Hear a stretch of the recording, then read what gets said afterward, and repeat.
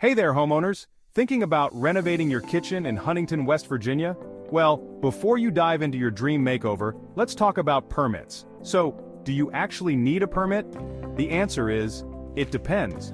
Permits are usually required for any structural changes, electrical rewiring, plumbing modifications, or if you're relocating major fixtures.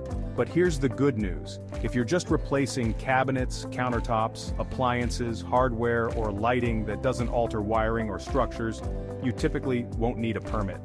Now let's break down the permit process. First, you'll need an initial plan review. This is where professionals assess what changes you want to make. Next, you prepare the necessary documentation and submit your applications. The city will perform code compliance checks and schedule inspections. Finally, if everything's good to go, you'll get your final approval. Sounds like a lot? That's because it is. But don't stress. Professional contractors like those at Kitchens by Woody's handle all these steps for you, ensuring everything is up to code and protecting your investment and safety.